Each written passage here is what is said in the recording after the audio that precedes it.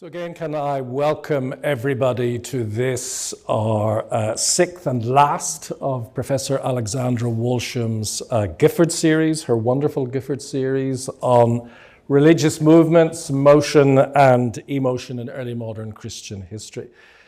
It's both a pleasure to welcome everybody here in the lecture theatre as well as those who are watching online, both in the UK and indeed the wider world. You're all very welcome. My name's Alvin Jackson. I'm an historian of Ireland and Britain in the late modern period, and I'm the current holder of the Richard Lodge Chair of History here at the University of Edinburgh. I've also served for many years as a member of the Gifford Lecture Committee, and I'm delighted and honoured that the committee has asked me on this occasion to chair this Professor Walsham's last lecture. Professor Walsham is the 1930 Chair of Modern History at the University of Cambridge and a Fellow of Emmanuel College. She's one of our most eminent historians of early modern Britain. She's published extensively on, in particular, the religious history of the period 1500 to 1700. Her work has been widely acclaimed. It's been recognized through a series of prestigious awards, including the Longman History Today Prize in 2000 for her providence in early modern England, and the coveted Wolfson History Prize in 2012 for her Reformation of the landscape. Today's lecture on religious movements brings us to the heart of early modern history, where powerful religious movements ignited profound social and political change. Professor Walsham is taking us through three pivotal moments, starting with the radical Anabaptist Kingdom of Munster, then the explosion of sects during Civil War Britain, and finally the rise of Methodism in the 18th century. And the lecture will explore the passionate drive behind these different movements and the links between motion and emotion, offering fresh insights into how and why people unite to reshape the world around them. So please join me in welcoming Professor Walsham back to the lectern for this, her final lecture in what has been a memorably eloquent, thought-provoking and wide-ranging series.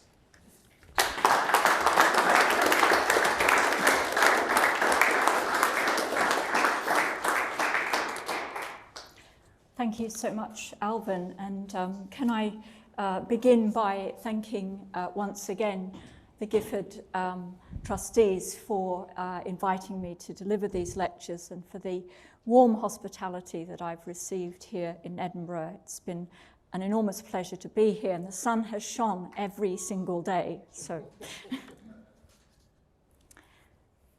this series of lectures has probed the interconnections between motion and emotion in early modern Christian history. As we've seen, these were words that were used interchangeably between the 15th and 18th centuries.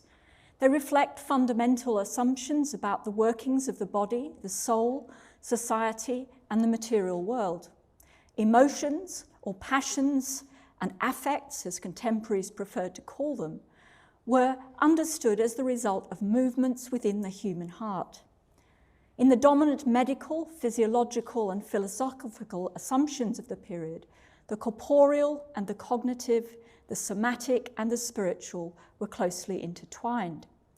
The physical movement of bodies both reflected and produced internal transpositions in mind and mood. The two were reciprocally linked. Both provided insight into the mysteries of divine providence and the human condition. They opened up profound questions about the power of God and about the agency, volition, and will of the creatures with which he'd peopled the earth. They had religious and moral ramifications. Although some intellectual developments, especially Cartesian mechanism, were beginning to place this holistic vision under strain, presuppositions about the nexus between exterior and interior motion remained resilient throughout the era. Against this backdrop, the previous 5 lectures have charted movements of multiple kinds. The first examined perceptions of destructive earthquakes alongside ideas about the regular motions that occurred inside human bodies and in the terrestrial and celestial spheres. The second traced the journey as a metaphor for the pilgrimage of Christian life and the tensions between stasis and restlessness, travel and travail.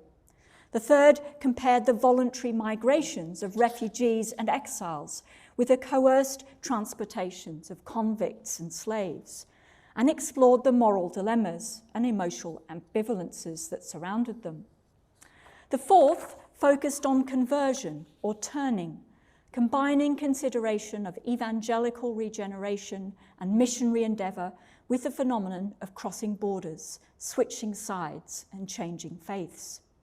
The fifth investigated commotions, pairing the violent passions that provoke tumults, rebellions, and wars of religion with shifting assessments of the spiritual turbulence and bodily contortions experienced by ardent believers.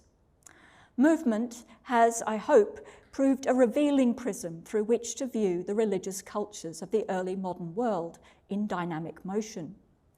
In adopting this framework for my analysis, I've taken inspiration from two lively intellectual developments and historiographical trends, two shifts in perspective and method that have come to be recognised as scholarly turns. One is growing interest in mobility. Social scientists and humanities scholars now consider movement not as a neutral activity, but as something constitutive of social relations, generative of subjectivity, and implicated in the fields of power, struggle, and meaning. Approaching it as a technique of the body, a mode of thinking, and a way of knowing, affords insight into what it is to be human. Religion, however, has been conspicuous by its absence from mobility studies. My lectures are a partial attempt to redress this omission. The other turn that has served as a stimulus to my inquiry is the rise of the history of emotions. While the opinions of its practitioners differ about the role of biology in shaping an emotional experience, they all proceed from the premise that how it manifests itself in any given period is a contingent product of environment and culture. As a phenomenon embodied in action, practice, and habit, emotion shapes and is shaped by collective beliefs as well as by individual proclivities. It has agency in the making of history itself. While our access to the passions and affects of early modern people is always refracted through the mediating filters of discourses, texts, images, and objects, this doesn't obviate their value as a tool with which to interrogate the past. The turn to emotion in history, as in other disciplines, also reflects a wider epistemological shift, a shift away from seeing emotion as an obstacle to objective empirical inquiry, towards seeing it as an aid and even an ally to empathetic understanding of societies distant in time. It attests to a subtle realignment of the tectonic plates that govern scholarly investigation, a growing refusal to situate reason in binary opposition to emotion, and to see the two as incompatible routes to truth. Our instinctive tendency to do so is a product of post-Cartesian theories about the relationship between the body and the mind. It's a consequence of the Enlightenment, which itself built on strands of thinking that have genealogical roots in and before the Reformation. These also played a critical part in erecting the distinction between the humanities and the sciences that we've inherited. The re-emergence of emotion as a subject of historical inquiry perhaps points towards a renewed blurring of the boundaries between these realms of intellectual endeavour. It may foreshadow a return to the more encompassing concept of science or scientia that prevailed in the medieval and early modern world, one in which human history, natural history, and theology sat on a continuum and were mutually reinforcing routes to spiritual and philosophical insight. It pushes back against any separation between the domain of material facts and the domain of moral values. And this, I believe, is consistent with the vision that underpinned Lord Gifford's decision to endow this lecture series. Throughout my lectures, I've paid close attention to language. I've proceeded from the assumption that language is a sensitive barometer of underlying convictions and changing attitudes, mentalities, and values. It's an instrument for detecting historical patterns in thinking and acting, and a laboratory in which we can dissect their cultural significance and emotional resonance. Words are portholes into past worlds. They open windows, albeit oblique and opaque ones, into hearts and souls. Indeed, the book I would choose if I were stranded on a desert island is a multi-volume Oxford English Dictionary on Historical Principles. In this spirit, I return finally to the semantics of movement. What is a movement? It's a shift of place, position, and posture. It's a form of change, a development, a strategy, and a maneuver. From the late 1780s, this noun was used to refer to the way in which events and conditions were moving at a particular time or in a particular sphere, whether social, political, religious, artistic, or intellectual. Not until around 1810 did it become a shorthand to describe a series of endeavours on the part of a group of people working towards a shared goal, an organisation, coalition, or alliance eager to advance a shared objective. Today, we commonly deploy the word with a capital M to refer to initiatives that seek to challenge prevailing ideas, criticise existing structures, and unsettle the status quo, from within it or from beyond it, by peaceful or by violent means, or by both. Early modern people did not utilise movement in this sense, but they did have a rich vocabulary of vernacular synonyms. They spoke of motions and emotions, of earthquakes and upheavals, of commotions, stirs, tumults, and rebellions. They talked of the world being turned upside down, and they also wrote of revolutions. Revolution originally meant a rolling, revolving, in other words, circular or cyclical movement in space or time. Only later did it acquire the connotation of a political uprising or revolt, especially a successful one, and define a decisive moment of historical disjuncture or rupture. Interestingly, this evolution in its meaning coincided with the emergence of the new sense of movement. How then did contemporaries describe what we now call the Reformation? Was it a religious movement? The word Reformation had deep roots. It was repeatedly invoked in the Middle Ages to describe a phase in an ongoing cycle of religious renewal and to indicate attempts to revitalise both ecclesiastical institutions and the spiritual life of individuals. Its appearance reflected a desire to recapture the pristine purity of the early apostolic church. It signalled the perception that Christianity had lost its initial passion and lapsed into lethargy, inertia, and corruption. It grew out of disillusionment and disappointment. A rallying call to recover the true spirit of the gospel, it was also a label that justified forms of evangelical action, whether official or illicit, orderly or disruptive. Above all, it's necessary to recognise that Reformation was a studied act of reverse motion. Reformers sought to turn the clock back to an idealised time of zeal and to reform communities and churches in the image of its initial charisma. In an era in which novelty was regarded as diabolical and antiquity was heralded as the surest mark of authenticity, this backward movement was paradoxically a means of progressing into a better future. The concept of Reformation with a capital R was a belated development, a word that was not just applied retrospectively after the event, but which also helped to invent the developments it purported to describe. It became synonymous with the people who'd brought it about and who had died to defend it. When it was used by those caught up in the religious turmoil of the 16th and 17th centuries, it was surrounded by mixed emotions. It often had a polemical, pejorative, or apologetic edge. It indicated something that was fluid, uncertain, open-ended, and plural. Catholics lambasted Luther and other Protestants for introducing a false or pretended Reformation. The Linlithgow priest and schoolmaster Ninian Winzet was among the first to brand what was happening in mid-16th century Scotland a defamation.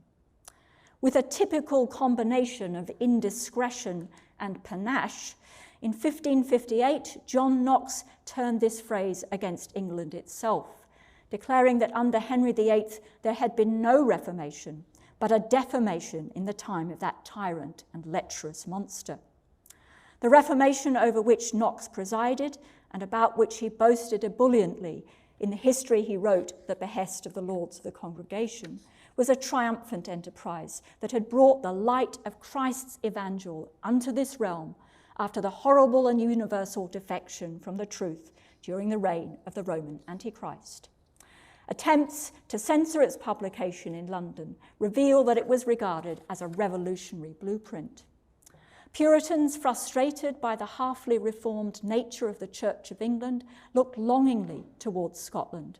They spoke of Reformation. When they spoke of Reformation, it was usually something still frustratingly beyond reach, a project impeded by Elizabeth's stubborn refusal to sanction further alteration of the 1559 settlement. When the recall of Parliament and the outbreak of civil war created an opportunity to consummate it, contemporaries were bedevilled by disagreement about what form this should take. The Blessed Reformation, for which competing Protestant interest groups strove in the 1640s and 50s, assumed many shapes. If some worked to abolish popery and introduce Presbyterian government, others denigrated the program of reconstructing the carnal church in favour of an inward gospel reformation wrought within the hearts of the elect. The proliferation of rival visions of Reformation was symptomatic of rampant religious pluralism. In whatever guise Reformation appeared, contemporaries knew that it would be accompanied by trouble and turbulence. The Herefordshire divine Stanley Gower described the painful travail of the church in bearing the child of Reformation, but promised that the anguish of delivery would be succeeded by joy. Opponents of the process declared that all these bitter pangs had brought forth was a monstrous birth. The Presbyterian pastor, William Ryner, preached to Parliament on Babylon's ruining earthquake and the restoration of Zion in 1644. 10 years later, the suspected ranter, William Erbary, was predicting another great upheaval, the fall of all churches, including those not yet sensible of their spiritual whoredoms. On the eve of the Restoration, the independent John Cann offered an exegesis of a twofold shaking of the earth, the repression of the late king and bishops, and the end of the Cromwellian protectorate. Earlier that decade, Roger Williams had described the wonderful turnings and revolutions of religion in England and the transverse and contradictory motions of providence that were reducing the world to a chaos of confusion. For many, the creation of a new Jerusalem remained a work in progress, an ongoing journey without a clear destination or endpoint. The language of motion was pervasive. This is why the paradigm of the Long Reformation, adopted by historians, has proved so helpful. It reflects the fact that for those who witnessed and participated in it, Reformation was a protracted, incomplete, and contested process.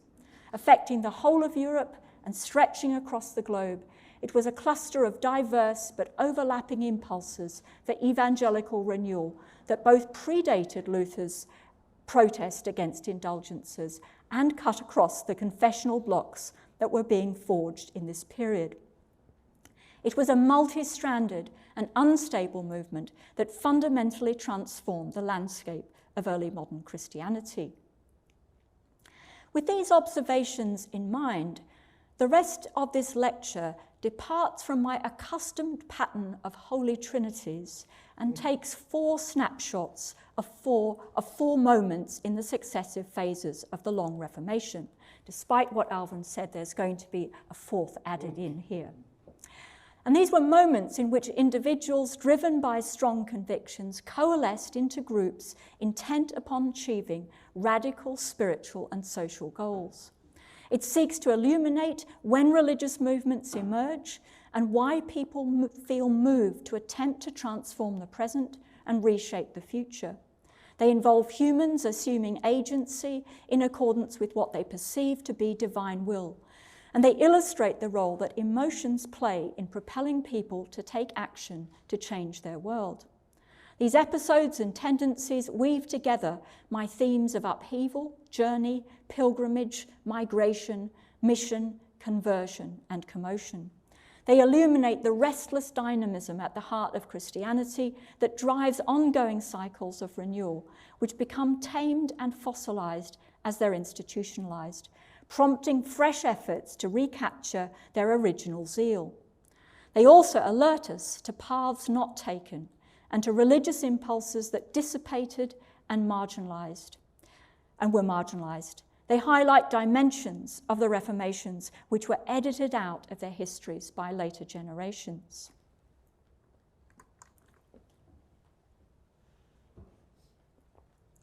In an important and prescient monograph written between 1926 and 1934, entitled Religious Movements in the Middle Ages, Herbert Grundmann explored the historical links between the rise of heresy, the mendicant orders, and female spiritual initiatives of the 12th and 13th centuries.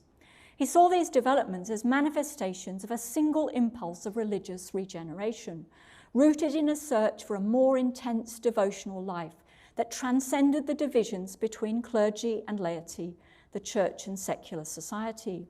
He identified organic interrelationships between initiatives that were absorbed into orthodoxy and those, like the Waldensians and the heresy of the free spirit, which were condemned as deviant.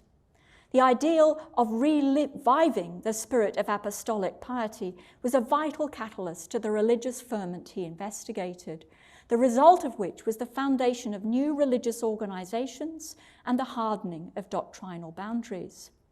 In terming these religious movements, Grundmann seems to have been partly inspired by the suffragist movement of his own time, and partly by the pietist gatherings in which he'd participated in his youth. I begin with the impulses that led to the founding of the Bridgetine order, which received papal approval in 1378.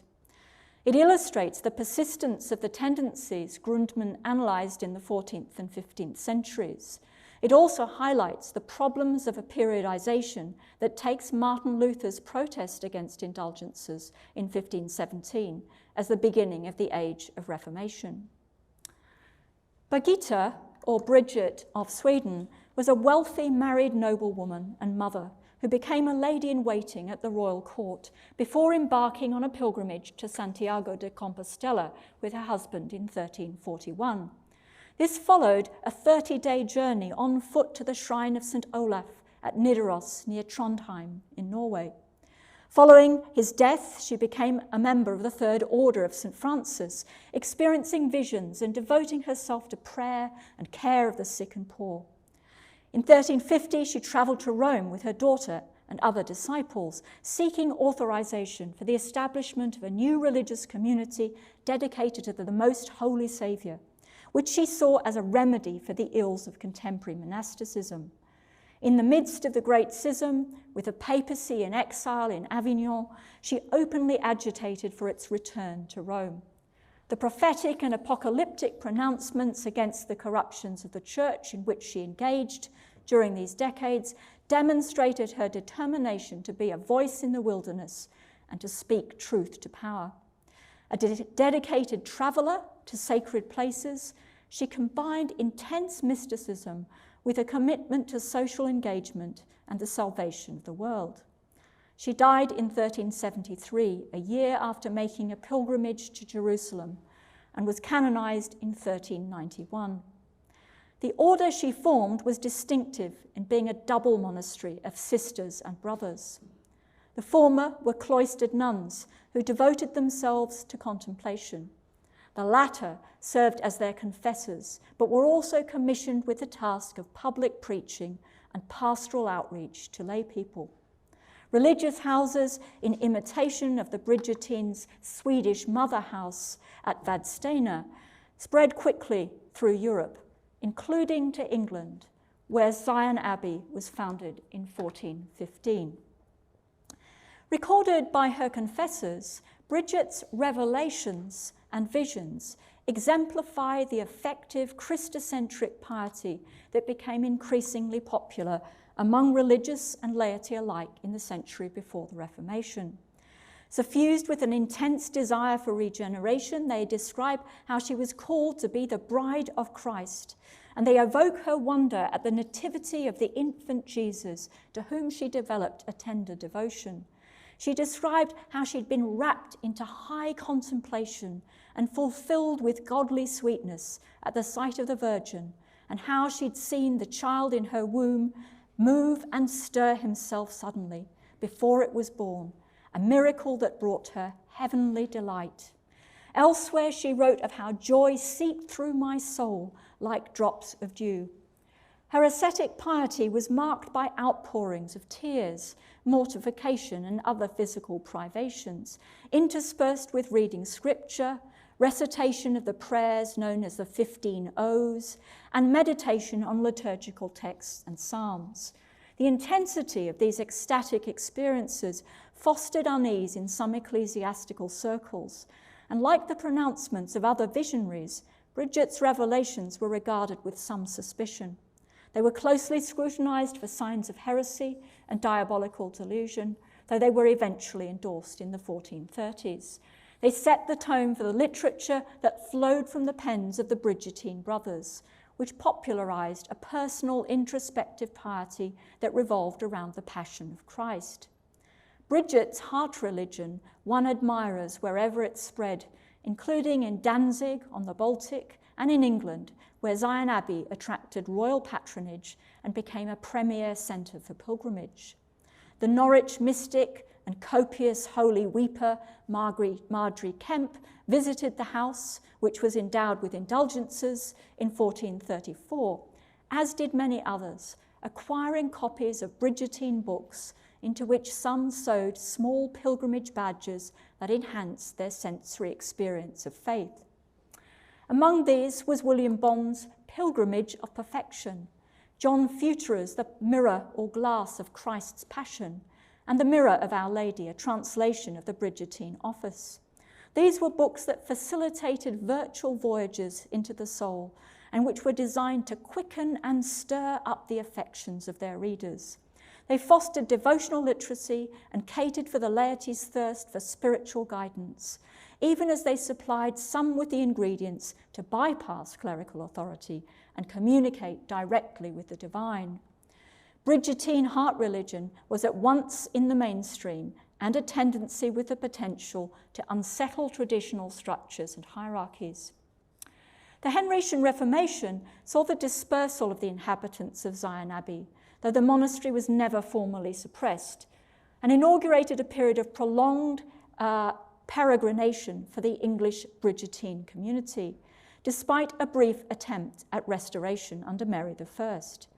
In 1553, a small group of nuns migrated to the Netherlands. For the next 40 years, the relocated rump of the community traversed France and the Low Countries in search of asylum and to escape the religious wars raging in this region.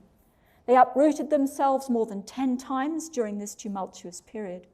Virginia Bainbridge evocatively describes them as nuns on the run.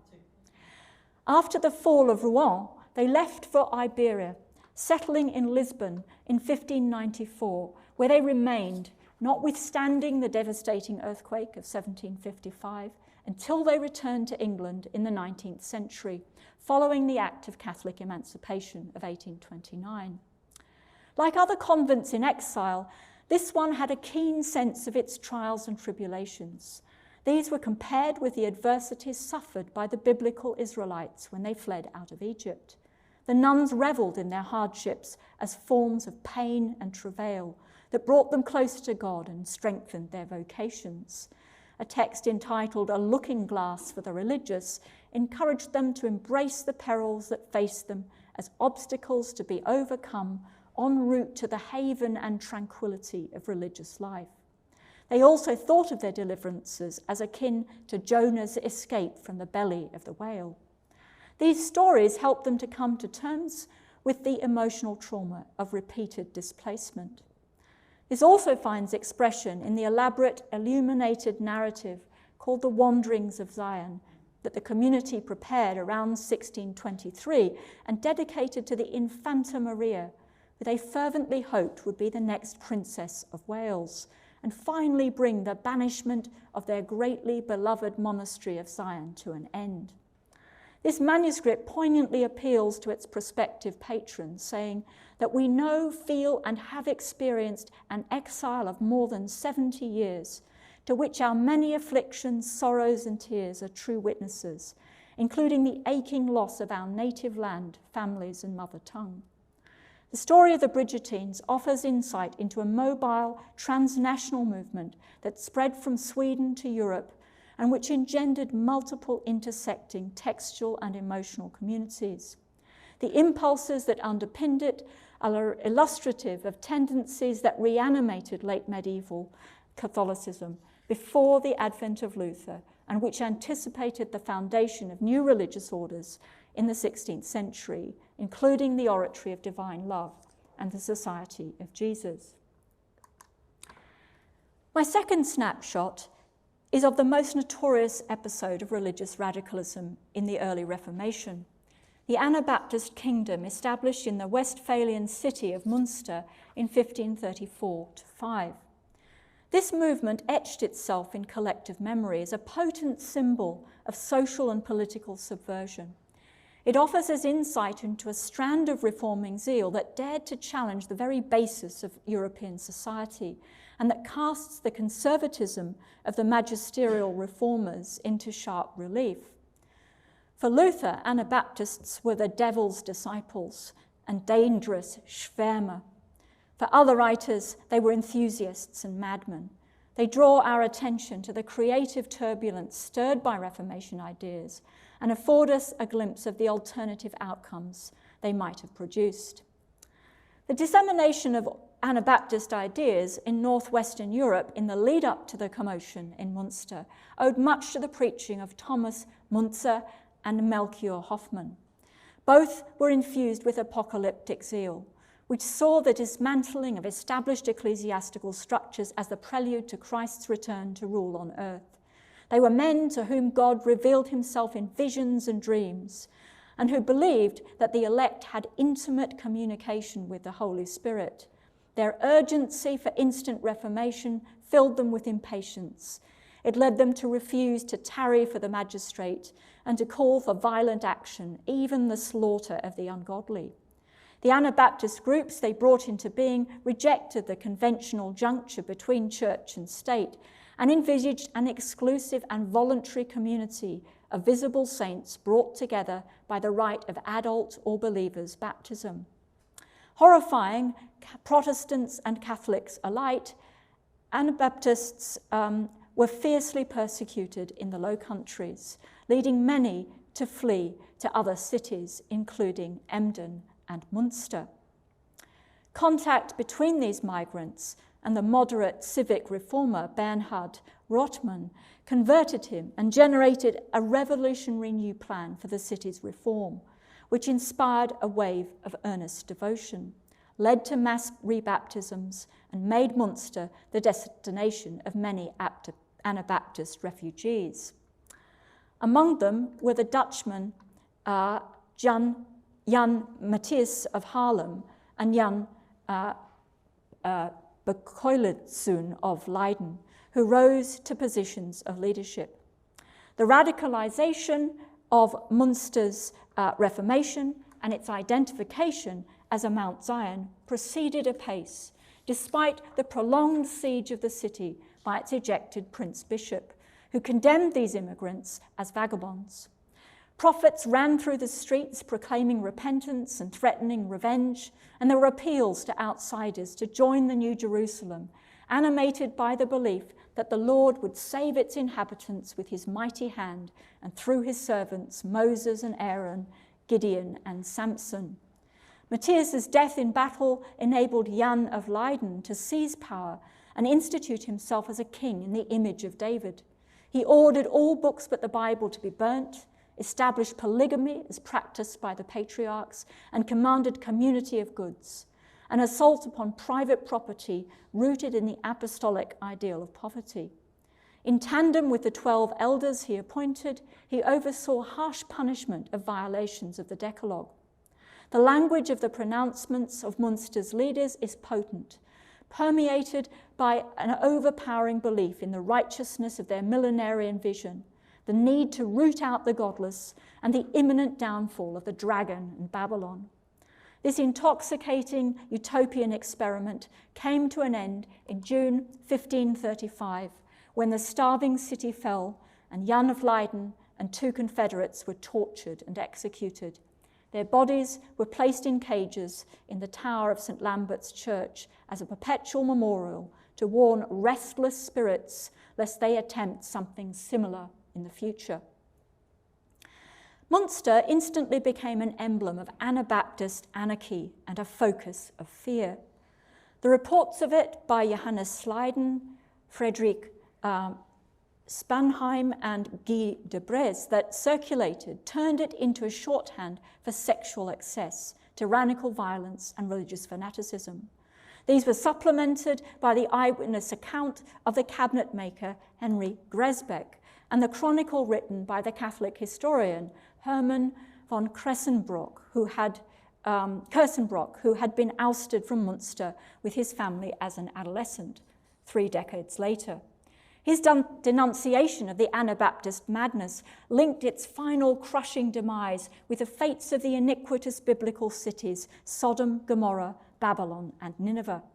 Although he insisted that he did not seek to rouse and captivate the reader's emotions, but rather tell an unvarnished tale, this was a narrative teeming with outrage at the savagery, turpitude, and outrageous sin and impiety of the Münsterites. It conveyed its author's nauseated disgust at the events it related, which included claims of cannibalism brought on by famine. It echoed the Dutch humanist Lambertus Hortensius's The Tumult of the Anabaptists, which appeared in 1548. Later editions included graphic illustrations of the execution of the prophets and a frontispiece depicting a demonic Anabaptist monster with a human body, animal legs, and giant talons in the place of feet. Liberally deploying the terminology of insanity, such texts bred deep concern about this pestiferous sect, as Heinrich Bullinger had called it in 1548. In Edwardian England, the noxious dogma of the Anabaptists became the target of evangelical propaganda and official edicts. The frenzy of this devilish heresy provided the Protestant establishment with a foil against which to define its own program of reform, and prompted the production of preservatives against the Anabaptist poison, which destroyed both bodies and souls. The 1640s and 50s saw a revival of narratives of the Münster Revolution, in conjunction with renewed polemic against the Anabaptist, who enjoyed a resurgence in this period. The resurrection of the myths about Münster that had crystallized in the preceding century reflected anxiety that history might repeat itself, and that new pulses of sectarian zeal were leading to violence, villainy, sedition, and rebellion. They were engendered by a spirit of giddiness and tumult among the vulgar rabble of England. Was there ever a Christian Reformation set on foot, asked one writer, but a devilish defamation dogged it at the very heels. Anabaptists merged in contemporary minds with other menaces, including popery, Quakerism, and Fifth Monarchism.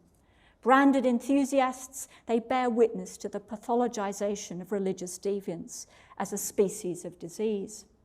The anonymous Latin work called the Pantheon of Anabaptists and Enthusiasts, published in 1701-2, is further evidence of Münster's continuing presence in what has been called the Republic of Hateful Letters, and its long afterlife in the European imagination. It was a ghost that many felt the need to exorcise repeatedly. As Michael Dreiger has emphasized, this anti-Anabaptist literature has exerted an enduring and distorting influence on our understanding of the impassioned strain of spirituality that culminated in Münster. It encapsulated a tradition of heresy-making that continues to infect historical thinking about the radical Reformation, a phenomenon whose cross-pollination with mainstream Lutheranism, Zwinglianism and Calvinism has been obscured by the temptation to elevate it into a deviant other and to use it to define the boundaries, not to say the cages, of confessional orthodoxy. I would argue that the intense emotionality of the Kingdom of Münster, revolving in part around transports, raptures and dreams, is a further reason why it's been consigned to the fringes and why Anabaptism remains poorly studied and misunderstood. Its effacement also reflects evolving discomfort with the intense fervour that brought it into being. New research by Cat Hill and others is now recovering it as a viable choice for ordinary people caught up in a time of bewildering change and seeking certainty within a confusing cauldron of theological ideas. Tellingly, such scholars are adopting approaches drawn from the history of emotions. The same tools may help us to understand how Anabaptism evolved in the wake of the Münster episode, redirecting its Melchiorite radicalism into the quieter variety of spiritualism that became a hallmark of the Mennonite and Hutterite diaspora in Europe and the New World. Münster helped to redirect Anabaptism onto a different course and to transform its external war on the devil into an interior war on the lust of the flesh. My third snapshot is the most successful of the sects to emerge in Civil War Britain, the Quakers. They epitomise a renewed desire to recapture the charisma of Christ's church in its infancy and to find the Holy Spirit within. Their emergence into visibility in the 1650s attests to the explosion of spiritual experimentation that emerged in the wake of the unprecedented act of killing the king and of the abandonment of the ideal of ecclesiastical uniformity. The significance accorded to John Fox as the founder of Quakerism obscures the atmosphere from which he emerged. His own conversion followed a prolonged search for the right pathway to God and much wrestling with temptation, sorrow and grief, during which he travelled the length and breadth of these islands as a stranger in the earth. He also engaged in much solitary rambling in remote rural locations, including mountains and peaks. When his epiphany finally arrived, it was accompanied by groaning and sighing. The gospel of the inner light that Fox and his rapidly swelling band of followers preached as they traversed the countryside rejected predestination for a message of soteriological universalism and repudiated formal rites of worship in favour of silence, broken by spontaneous pronouncements. One London woman held forth until her natural birth was spent and still did strive to speak. Quakers recalled how they'd been moved of the Lord to undertake restless journeys to spread the word, as well as to engage in more provocative forms of evangelism, such as entering steeplehouses to issue reproofs and running naked through the streets to shock people into repentance. William Simpson did so in sackcloth, and another Quaker took pride in untying his breeches, dropping his stockings, and unbuttoning his doublet to expose himself. Their spiritual egalitarianism endorsed female preachers and prophets, and their social radicalism manifested itself in a repudiation of hat honour, titles of reverence, and payment of tithes, all of which were regarded by their contemporaries as corrosive of order. James Naylor's infamous procession into Bristol on a donkey in imitation of Jesus in 1656 led to his condemnation as a false messiah. As well as being physically branded with B for blasphemer, he was carted into the city facing backwards on a horse in a kind of charivari. The extraordinary speed with which the Quaker movement spread, attracting somewhere between 35 and 40,000 disciples within the first decade, explains the fierce reaction to them in the communities they entered and also in the press. They were often greeted with violence and subjected to physical assault by angry mobs. Their sufferings became the stuff of legend, creating a martyrological culture that was a vital component of their identity as a sect. Much of the resentment directed against them picked up on contemporary anxiety about vagrancy, itinerancy, and deviant mobility. Quakerism made its adherents into disorderly migrants and masterless men who seemed intent upon turning the world upside down. Some were accused of being witches or papists in disguise. A few writers even made them into scapegoats for the regicide and thought them capable of carrying out riots and massacres.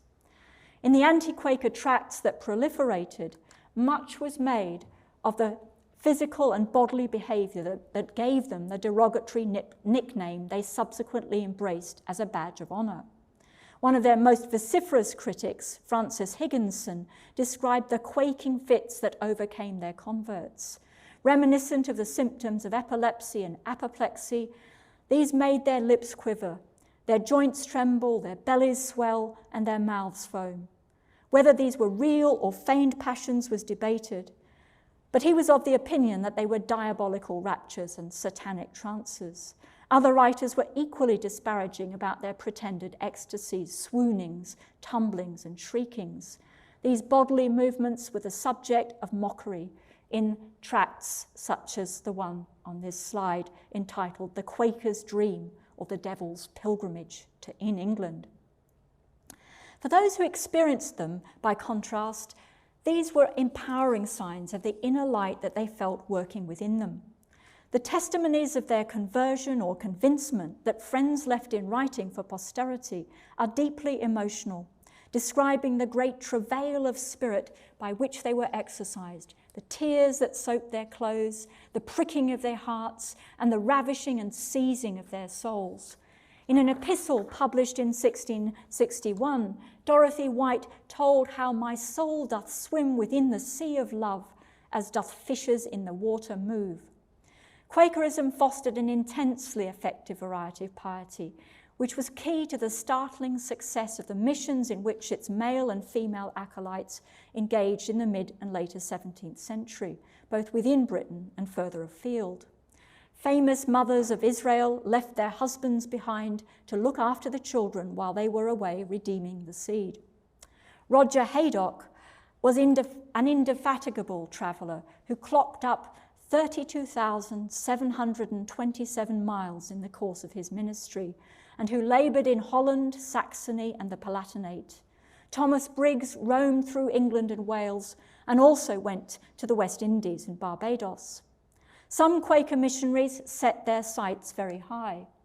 In 1672, 4 men from Yorkshire, or perhaps Gloucestershire, crossed over to Europe to try to convert the Great Turk and the Pope himself. On the way, one of them took occasion to declare to an archbishop and his canons in Paris that he'd been sent to break the bread of life to the nations, to open the mysteries of Christ's kingdom, to destroy the serpent's head, and to wound the great Leviathan. Officials looked upon his wild and fanatic discourse with pity and consigned him to a hospital for mad people, though he was later released. Further enthusiastical impulses of spirit convinced those that these Quakers encountered that this quartet was suffering from melancholy, though they were put to death when they reached Constantinople and disturbed Muslim worship. Supplemented by translations of the publications that played such a significant role in disseminating Quaker ideas back at home, missionary journeys helped the Friends to make converts in France, where their adherents were known as trembleurs. The mission of the mouth and of the written word converge to bring many to walk in the light, run the race, and turn their hearts towards God. Friends wrote with tender salutation and from the bowels of love, for the sake of the travelling soul and birth which is not of this world. As Quakerism migrated away from its ecstatic first phase and remodelled itself as a sober, disciplined and respectable body of people, its character as a religious movement changed. In making the transition from an unruly sect which believers entered as converts to an institutionalized church of which they were members by birthright, it sought to distance itself from what it regarded as its embarrassing youthful excesses and to qualify itself for the privilege of toleration. But it lost some of its original essence in the process, prompting frequent laments about the languid piety of later generations of friends and recurrent attempts to regain the zeal that had energized the endeavors of its first founders. This pattern of development has been woven into the fabric of Christianity from the very beginning.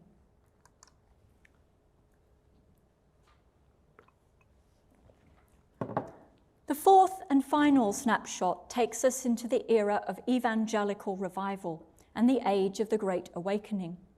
By contrast with Quakerism, the genesis of the movement known as Methodism lay inside rather than outside the church establishment. It originated as an impulse within Anglicanism and reflected a familiar desire to reinvigorate the merely formal piety practiced by so many of its members and to arouse a more effective and experiential faith. Only later did it drift beyond it and become a separate denomination. Emerging in the 1730s, it was shaped by wider currents of thinking and feeling, including Lutheran pietism and the Moravian communities of Central Europe who were launching overseas missions. It coincided with parallel tendencies within Catholicism, including French Jansenism, and it was built upon some elements of the English Puritan tradition. Methodism emerged in the crucible of continuing confessional conflict, it renewed eschatological expectation, and the perceived threat posed by early 18th century irreligion and atheism. It grew in societies in which providentialism and rationalist skepticism were jostling for preeminence. Its key figures, John and Charles Wesley, were the sons of a Lincolnshire vicar, whose conversion experiences followed their return from Georgia, where they'd worked without much success among the Native Americans in the service of the Society for the Propagation of the Gospel in Foreign Parts. These were experiences that delivered them from the evil heart of their own unbelief. John Wesley felt his heart strangely warmed. The ministry which they, together with George Whitefield, launched in England targeted those who fell through the cracks of the parish system, especially the poor and socially marginalized, including women. Methodism generated its own tradition of mothers in Israel. It exploited the potential of field preaching, camp meetings, love feasts, and hymn singing, and it made the most of the mobility of itinerant lay ministers. Methodists, too, were travelling people. Wesley attributed his robust health in old age to his own daily regime of unceasing movement through the landscape to preach. As David Hempton has shown, Methodism was a dynamic community organised around networks, districts and circuits rather than fixed churches, with a flexible ecclesiology that facilitated its international expansion along trade routes and among the soldiers deployed in Europe's emerging colonies. By the time of Wesley's death in 1791, its followers in Britain and North America exceeded 130,000.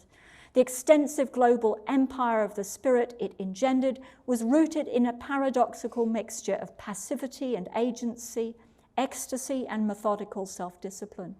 It thrived, Hempton says, on the energy unleashed by dialectical friction. In its dominant Wesleyan form, it was Arminian, resting on the principle that Christ had died for all and that everyone could attain salvation. It regarded high Calvinism as inimical to its empowering central message of conversion.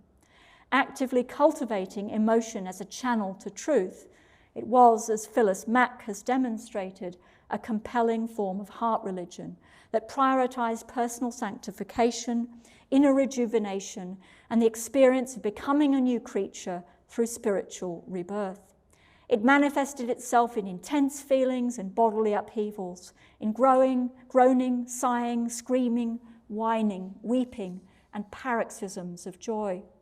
The converted soldier Samson Staniforth described how my chains fell off, my heart was free, all guilt gone, and my soul was filled with unutterable peace. I loved God and all mankind, and the fear of death and hell was vanished away. I was filled with wonder and astonishment. John Wesley suspected that some such experiences were counterfeit and hypocritical rather than real, the product of wishful thinking and imitation rather than genuine motions wrought by the Holy Spirit. He himself was conscious of the dangers presented by enthusiasm, which he defined as religious madness and fancied inspiration in 1777. Enthusiasm was a label frequently applied to the movement, which critics saw as a new manifestation of credulity, superstition, and fanaticism. William Hogarth's famous print, Enthusiasm Delineated, which shows a preacher whipping up his hearers into frenzy and hysteria, some of whom are seen writhing on the ground below the pulpit, was a satire on Methodism. Methodist converts were sometimes avoided by their neighbours as if they were a source of pernicious contagion. But Methodism was not a backlash against the Enlightenment, so much as a side effect and expression of it. Reflected in his survey of the wisdom of God in creation, Wesley's interest in physico-theology, alongside medicine, electricity, and experimentation, is emblematic of the Enlightenment, as is his opposition to slavery. As reinterpreted by recent work, the Enlightenment was a philosophical enterprise with deep and complex Christian roots. Reimagined as part of the long Reformation, Methodism was a movement that not only strenuously defies the paradigms of secularization, disenchantment, and modernization that have constrained our understanding of the 18th century, it also resists the associated narrative of a transition from passions to reason and from untrammeled feeling to refined sensibility and sympathy. It shows that religious emotion was not sidelined but reconfigured in this period. Faith remained a phenomenon that was felt in the body as well as in the heart, soul, and brain. Believers struggled with experiences that buffeted them, but they also knew them to be the means by which they would reach intuitive understanding of divine truth. Accordingly, their most earnest hope was to feel moved.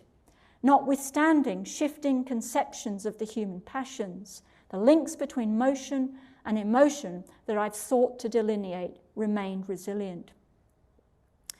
In conclusion, I return to the agenda that Lord Gifford set for those elected to deliver his lectures, to advance the knowledge of God, of his nature and attributes, of the relationships with men and the whole universe bear to him, of the nature and foundation of ethics or morals, and of all obligations and duties thence arising.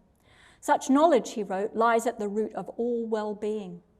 I hope that I've fulfilled the obligation laid upon me over 6 evenings, even though Gifford thought that the subject cannot be treated even in abstract in less than 20 lectures, and thought the number would often need to exceed this. This audience will be relieved to hear that I do not intend to deliver any more. My closing words, though, come from the Sermon of Repentance, which Thomas Fuller preached on the text of Hebrews 9:10 in the Church of the Savoy in London on the 27th of July, 1643. The essence of his exposition of this text was that Reformation did not happen in this life, it happened in the next. Reformation, he declared, is a word long in pronouncing and longer in performing, as generally signifying the bettering and amending what is amiss. A thorough reformation was what all good men and women do desire with strong affections. A perfect reformation of any church in this world may be desired, but not hoped for. The more perfect the reformation is, the less time it is likely to last. Man's mind being in constant motion when it cannot ascend higher, will not stand still, but it must decline. Let us all provide for that perfect reformation in the world to come, when Christ shall present the church his spouse to God his Father without spot, coming from man's corruption or wrinkle caused by time's continuance. When we shall have a new heaven and a new earth, wherein shall dwell righteousness, with judgments reformed from error, wills reformed from willfulness, affections reformed from mistaking their object or exceeding their measure, all powers and parts of soul and body reformed from sin to sanctity. Let us wait all the days of our appointed time till our change come, until this time of reformation. Amen.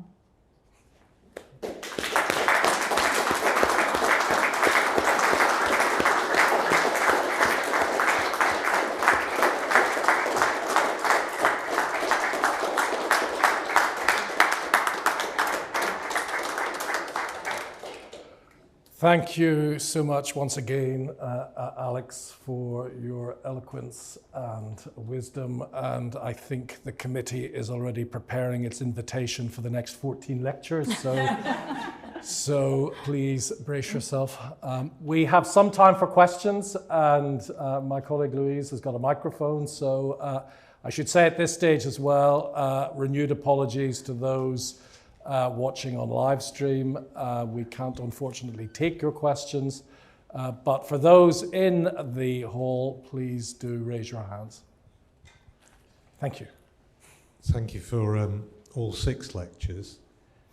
When thinking about motion and emotion, I wondered whether there was more to say about music and dance. You touched on dance in the Bridgetine section and hymns in the Methodist section, where hymns you have that sort of combination of thought and music.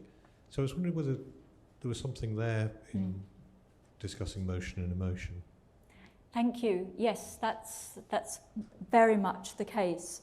I mentioned, I think, in an earlier lecture, a fascinating book by a colleague of mine, actually, in Cambridge, called Bettina Warwick, called Music in the Flesh, which is a wonderful exploration of 18th century Germany and the way in which these assumptions that I've been describing about the heart, about religion, shape and actually make us completely rethink what it means to listen to music.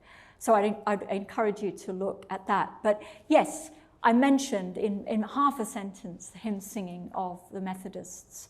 And you might say that actually there's a lot of music. I'm looking at Jane Dawson here, whose project on singing the Reformation has shown how important psalm singing was in the Reformation in Scotland and elsewhere. I think not Jane, but somebody else has described it as the secret weapon of the Reformation. So yes, that could be another whole lecture, I think, but I'm not keen to do another one right now.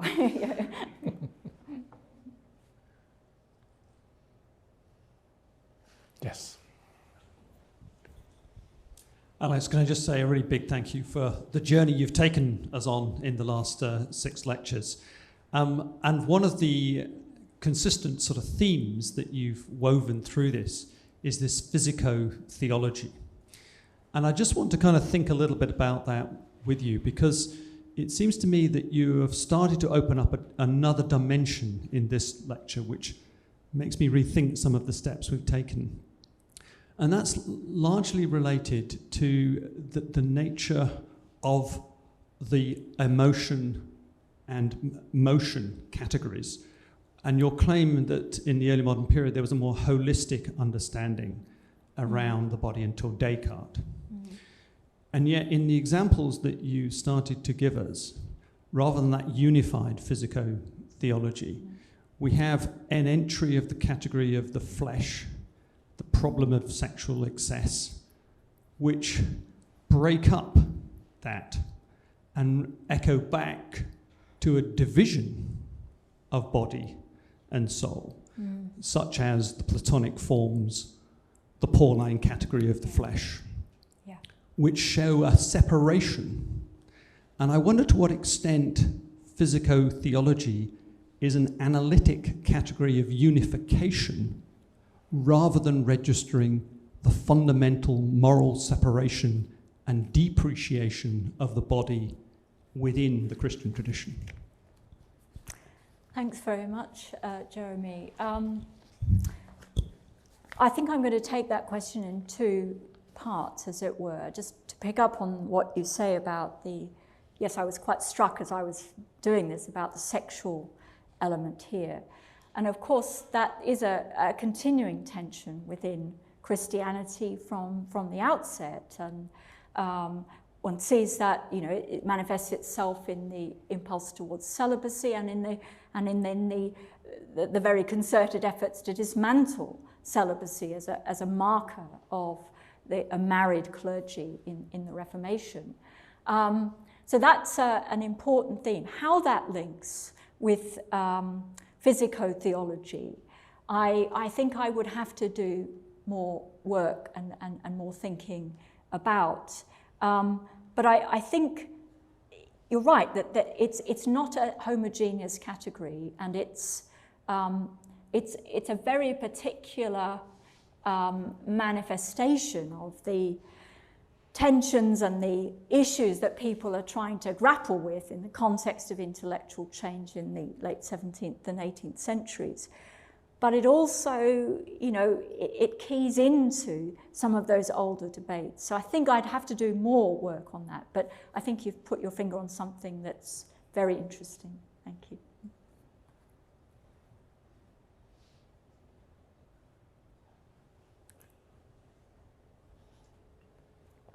Can I ask, just while others are considering their questions, can I ask about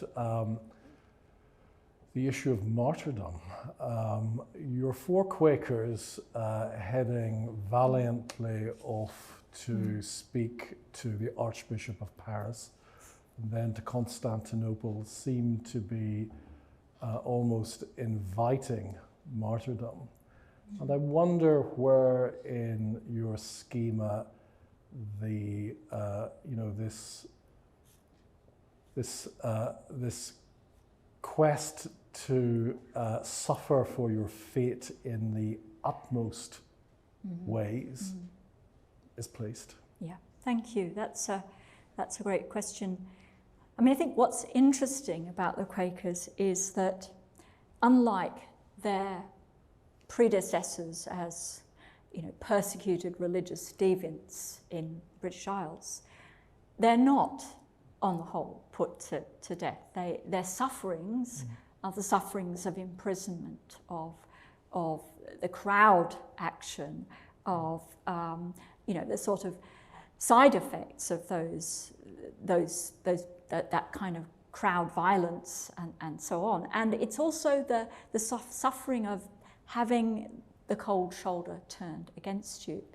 And that's reflective of a society which is moving away from the idea of putting religious heretics to death for their beliefs. You can put them to death for their political treasons, but you really, it's becoming difficult. From the early 17th century, they are not burning heretics at the stake in Britain. Though the legislation remains on the statute book until the 1670s. So Quakers suffering becomes really important to their sense of identity. And you might even say that once they are beneficiaries of the Act of Toleration in 1689, they have to retain that kind of luster of being suffering. And that's why Joseph Besser's mid-18th century, volumes on the sufferings of the Quakers and the meetings for sufferings are so important. And I think you can see that same cycle at other stages.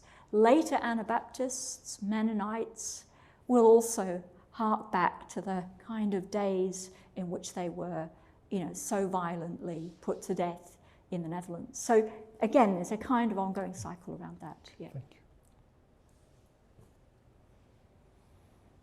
Yes, Julian.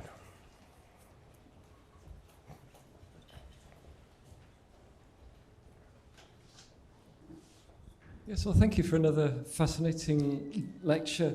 Can I ask a question which sort of follows on from the previous one that's about persecution? It's sort of in the background of a lot of what you've been saying in this lecture and other lectures. People like the Quakers or even the Methodists, will say that what's done to them is persecution. But obviously most of the people who are doing it aren't saying, right, we're going to persecute you now. Yeah. Yeah. But there is this idea, the concept of persecution is, it's there right from the start. And I think there was, in one of the earlier lectures, there was a discussion about the Acts of the Apostles and so on. So could you reflect to us on what the idea of persecution is doing and whether, in fact, people are saying to themselves, oh, I'd better not persecute. It's a very open-ended, I'm not even sure it's a question, but it might be something you can reflect on. Of course, thank you. Yeah, I mean, I think persecution then, as now, is a highly charged and emotive term. It's used as a weapon against people, by the victims of what they perceive to be persecution. But I think what is interesting is the way in which, as time progresses, there's a sense in which, I talked about this in an earlier lecture or in response to some questions, that the project of persecution is to restore a society to unity. It's this kind of charitable hatred designed to help heal and unite the society. When that becomes increasingly clear that that does not work as a strategy for bringing about uniformity and converting people, then people start to contemplate alternative, strategies, including the question of toleration. So I think, those are both words. I've stressed so much language. Those are both really charged words that tell their own story. And if I haven't drawn that out, perhaps as much as you might have wished, that's partly because I've written on that subject elsewhere. Yeah. Thank you. Yes.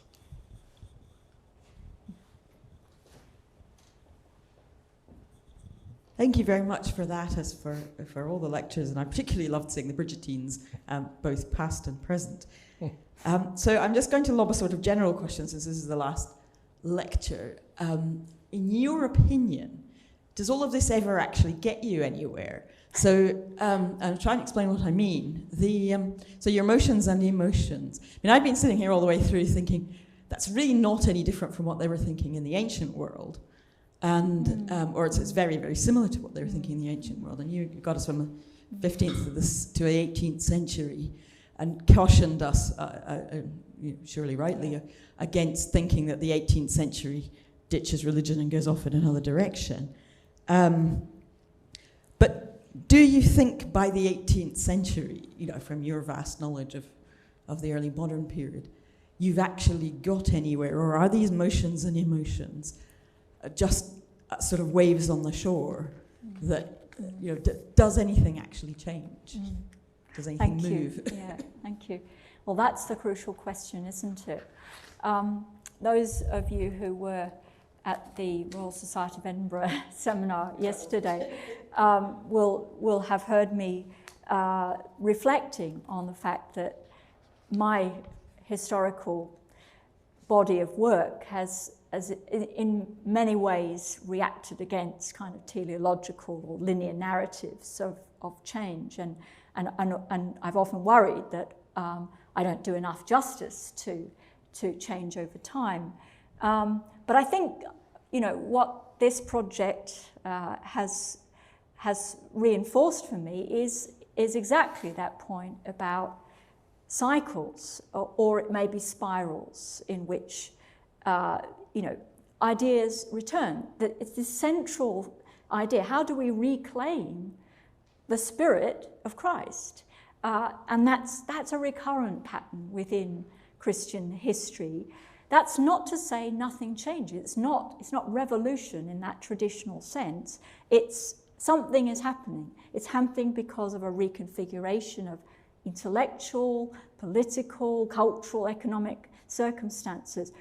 But it's like a kaleidoscope, I would say, where you're just turning the wheel and it's changing, but it's the same set of central impulses. So I think that's what I'd say to that. I know that's not really maybe completely answering the question, but really, yeah, I want to know what you think. yeah, yeah, So that does yeah, answer that. yep. Okay, good. Thank you.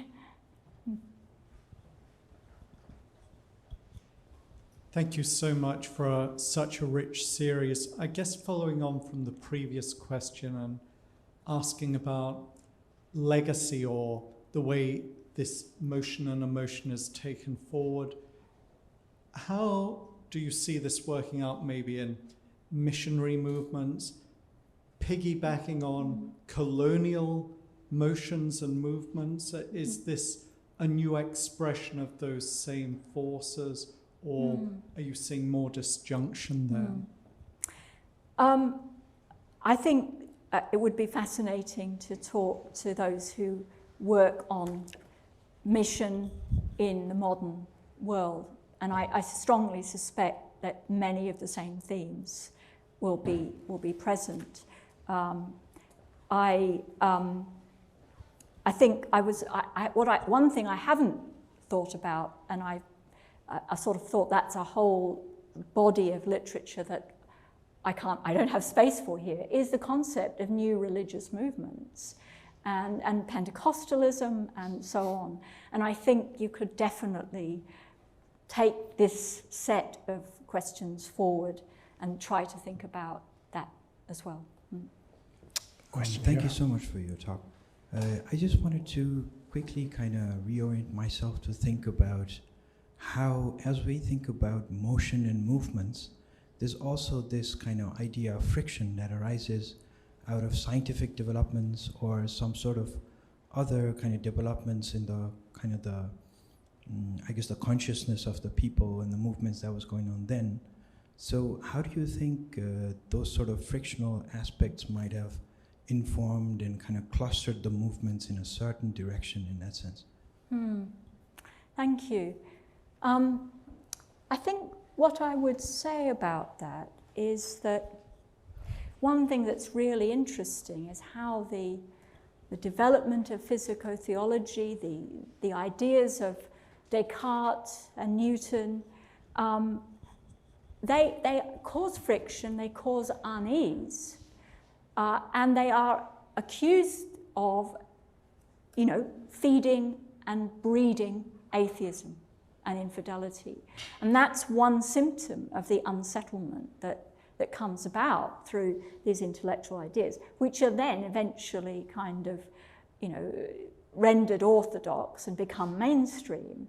But I think that's symptomatic of the unsettlement that those sorts of ideas cause. And that actually the other thing to say is that the history of science, once used to be a kind of history of, a triumphant rise of science. The revisionist history of science and of the so-called scientific revolution is a history that recognizes the contingencies of those processes, the political contingencies of those processes, but also the way in which subsequent writers and generations have tried to retrospectively create a narrative about that in ways that distort our understanding of what's actually happening at the same time. Yes.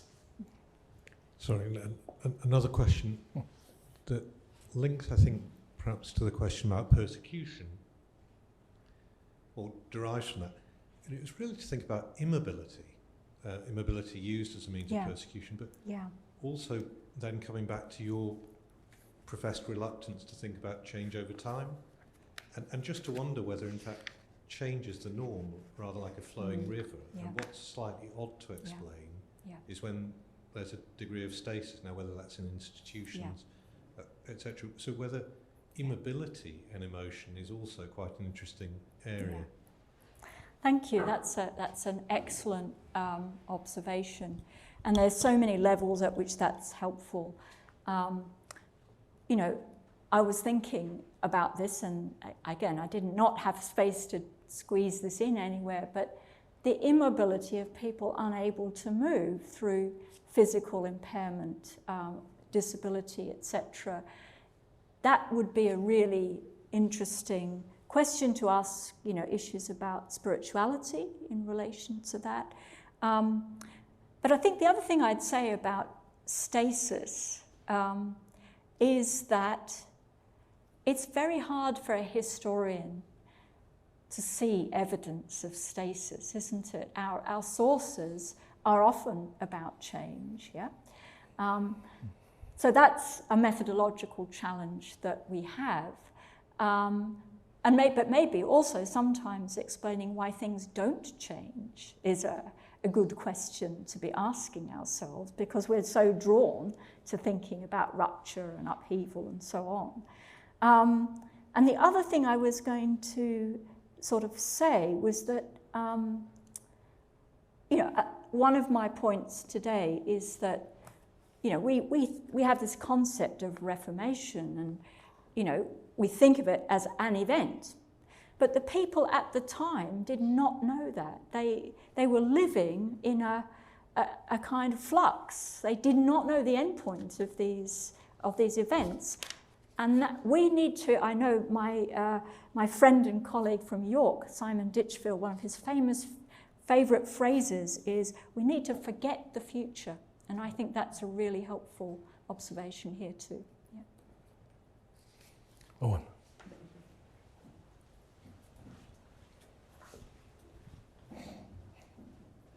Thank you.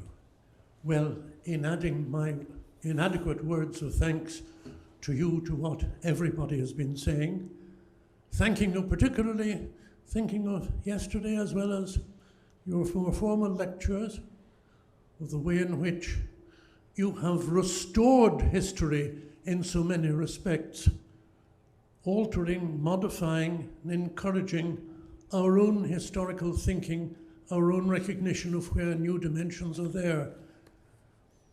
But thinking more directly of the fact that your own voice in carrying your work is of so beautiful a character that it brought home to me a supreme inadequacy in our source material. We do not know what the preachers, speakers, and disputants of religion sounded like. We have lost that. Yeah. In certain ways, you might almost say that because, as we were indicating here tonight, music is in a special dimension, and in a sense, Charles Wesley may preserve more for us than his brother. I'm thinking, obviously, in past times, people passing on traditions, partly by imitation. People do imitate preachers. We used to do it a lot when I was an altar boy. And so it could be that even John Knox inherited something of the Dominican tradition of preaching from the 13th century. Yeah. I once was having been giving a lecture on Home Rule in Gillen to very senior citizens, and an old gentleman proceeded to recall how he had heard Lord Rosebery speaking at the first recruiting meeting in Edinburgh in 1914. And as we listened to that old man, I think we all suddenly began to realize the phrase, Rosebery was a great speaker, suddenly acquired a new meaning.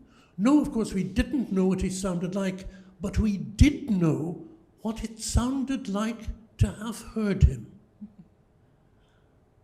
And therefore, you have given us wonders, partly through your admirable voice. But of course, what we will need to do is in certain ways to replay it in the other dimension, so we can play our recollection of these great events which you have given us as we read the text of what I am quite sure is the excellent, stimulating, and I hope truly immortal work which you will give us afterwards. Thank you.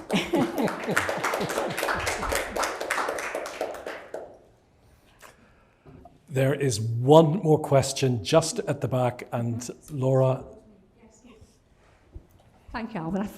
I feel slightly overwhelmed by what Owen Dudley Edwards has said, so I'm just going to say thank you, Alex. And leave it at that. You started your lecture today by talking about people who come together to change the world. And of course, one of the things that particularly comes out for those of us who are Civil War historians is that these people don't change the world, and they find that the stasis that this gentleman over here was talking about is what they're up against. Yeah. At the end of the lecture, you come to an appropriate person in that regard, which is Thomas Fuller, and we see that for someone like Fuller, he's saying, well, you know, the truth is the change is only going to come in the next life, and that's quite a difficult thing to live with. So I wondered if you could reflect a little bit more on the journey that some of these people go on in the early modern period to deal with disappointment and failure, how they keep hope in the future. You've talked a little bit about some of that, but it'd be great to hear some more reflections. And I wonder whether there was anything to say about whether there's something distinctive about the ways in which Protestants in the Reformation era deal with something that is universal to humans. All of us, and perhaps particularly academics, face disappointment in their lives. Yeah, thank you. Thanks so much. Yes, I think, you know, we've heard that we can't really hear their voices, but when you read so much as we do as historians, you do begin to hear their voices, don't you? And you begin to understand how they think and how they feel, and you can hear that disappointment, and that also that constant recalibration of the position that they're in. I mean, I suppose the first and obvious thing to say about that is that, you know, for them, in their worldview, you know, setbacks, disappointments, failures are what is to be expected. Providence sends afflictions of that kind. They're sent to test you and try you.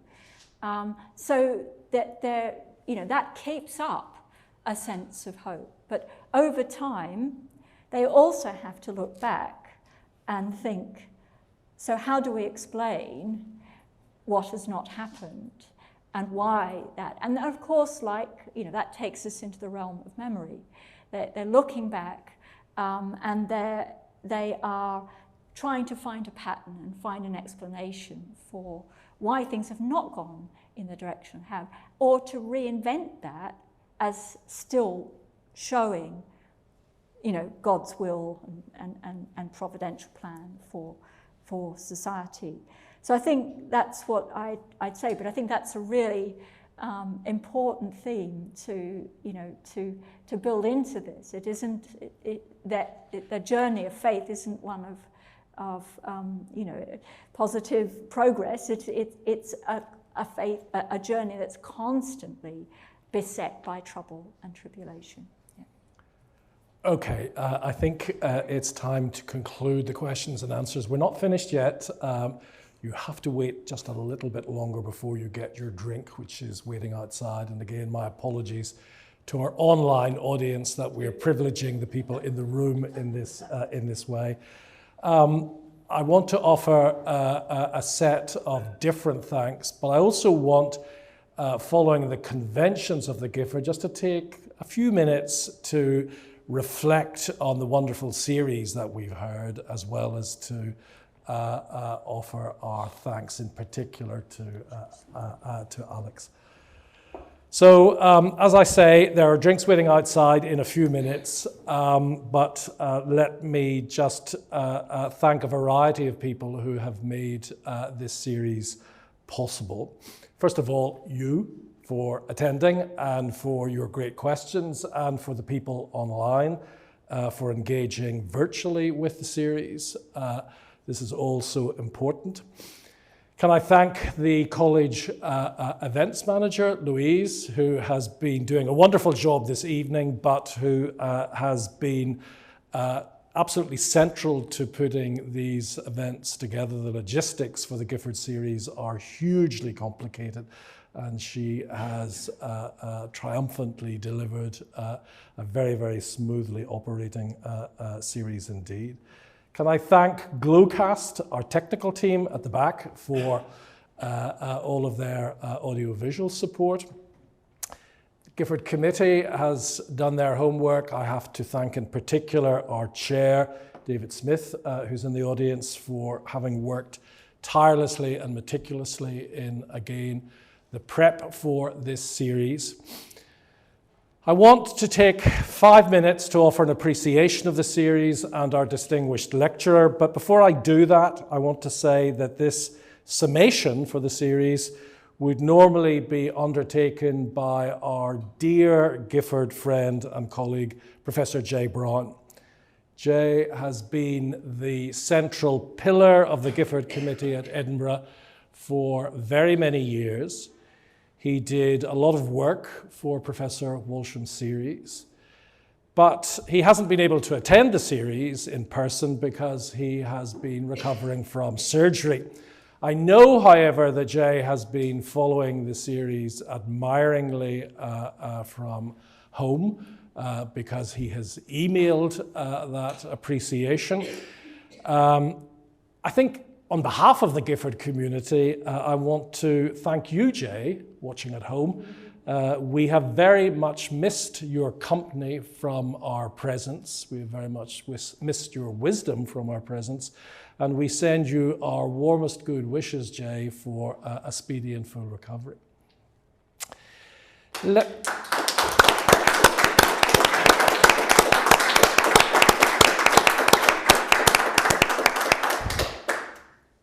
Let me turn to our most distinguished Gifford lecturer, Professor Walsham, and reflect very briefly on the series that she's given us. She has led us all on, as I think Jeremy said a moment ago, a wonderful intellectual journey across her eloquent, compelling, and deeply thought-provoking series. It's been a migration, a movement, where we've been invited to lay aside the borders of our conventional thinking and to observe new connections, new permeabilities, and new complexities. As a master historian, Professor Walsham has pared back layers of interpretive accretion to give a crystalline understanding of the early modern. This rooted securely in the voices and language of the time. She has, I think we'll all agree, triumphantly succeeded in rescuing early modern believers, doubters, enthusiasts, rioters, insurgents from what E.P. Thompson, in a famous phrase, called the condescension of posterity. Throughout, in keeping with contemporaries, she's emphasized the strong interlinkages between the inner and the external, between the spiritual and the physical, between inner motion and emotion together with the outside world. At the start, she invoked the Galenic view of the interconnections between humors, moods, and emotions, as well as offering us a wider view of the individual's melding with the natural landscape. She delineated a picture where motion and emotion within the human body echoed the convulsions of the natural world, where the seismology of the earth reflected the commotions of faith and spirit. In discussing religious mobility, she continued to challenge our perceptions of boundaries and continuities. She invoked a medieval spiritual and physical landscape where pilgrimage, its roots, its destinations, its artifacts, held a central place. She showed how the Reformation's recast some of these medieval notions of religious movement, with Protestant reformers initially viewing pilgrimage as much as a vector for sinfulness as for spiritual enhancement. But here, as throughout the series, her emphasis has been as much on connections as on acquired or imposed barriers. Catholics saw traces of the Via Dolorosa in the pathways of the Elizabethan martyrs to persecution and to death. But leaders of the Catholic Reformation also looked to internal journeys of the Spirit, as with the Ignatian spiritual exercises. Protestants too recalibrated their critiques of pilgrimage into a language of spiritual and physical motion. And these preoccupations were sustained in Professor Walsham's discussion of the migration of the devout. Here she looked at the travels of those who through conscience or through external compulsion left their homelands. She explored the complex inner lives of these migrants and the varied forms of reception which awaited them with their host communities. Host communities could and did show compassion and charity, but of course, just as religious migrants were sometimes driven from their homes by hatred and incomprehension of their religious otherness, so they sometimes invoked the anger and suspicion of their hosts, threatened, as with the example of the Palatines, by the otherness of their deep poverty. Again, however, Professor Walsham has unveiled continuities, and not least in relieving the Enlightenment of some of its heavy burden of change. She offered us here new genealogies of humanitarianism, arguing that the origins of a universalist language of rights predated the Enlightenment and was instead linked to some of these earlier migrations and persecutions. Turning to conversion, she opened up passageways between the physical and the spiritual, emphasizing the links between the desires and the practice of believers and their internal motions. We were reminded of the Ignatian gymnastics of the soul, as well as the Calvinist symbolism of the heart in hand. Religious conversion was presented to us as an intensely physical experience, a movement that one not only felt but experienced as a physiological process. Indeed, external expression of intense feeling and emotion was an accepted badge of inner transformation. Same time, she's also been continuing to point to links across the confessional divide on issues of conversion. Catholics and Protestants shared exemplars of conversion in the New Testament, in Augustine of Hippo. They shared apprehensions about the authenticity of the experience of conversion and faith, both within oneself and within others. In thinking about commotions, earlier this week, Professor Walsham returned to her counterpoint of internality and the external world. She guided us through successive ignitions of ostensibly religious violence across Europe. Some of the inner dimensions of these religious commotions, this psychomacy, were brilliantly excavated for us by her. From the acceptable face of spiritual anguish, certainly for some Protestants, embodied within Lutheran Anfechtung, through to its increasingly unacceptable aspects embodied in Luther's Schwärmerei and represented in English as religious enthusiasm. Here again, science followed and complemented theology. Enthusiasts were originally seen as both theologically and physically imbalanced, but the condition of enthusiasts was further medicalized by the science of the 18th century. Again, as Professor Walsham reminded us, the Enlightenment was, in some senses, a religious project and in part an outlying expression of Reformation, a theme that she has emphasized again this evening for us. So this then has been a series at least partly about some profound continuities across the early modern world and beyond it, the links between spirituality and physicality, the links between people and landscapes, the links between the worlds of the material and the divine, the shared outlook of those divided otherwise by confession. It's been a series about recovering early modern voices, emotions, and experiences or motions through an immersion in a hugely rich and compelling array of evidence. While Professor Walsham is above all one of our greatest early modern historians, she has also gently but emphatically pointed to the resonance of these themes for our condition today. The plight of migrants, the vulnerability of minorities, the many victims of rage, hate, and violence. In her lecture today, she has reminded us of the ongoing power of ideas and emotion to mobilize. In short, Alex, your lectures have helped to inspire much deeply profitable intellectual motion and emotion in this room and online.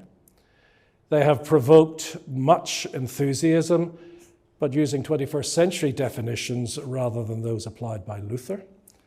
There have been, mercifully, no hurly-burlies. Thank you, Alex, for a wonderful set of lectures. In your focuses and your themes, you have indeed been true to the spirit of the founder of the series and his vision. So in particular, therefore, we thank you for giving us a wonderful set of Gifford lectures.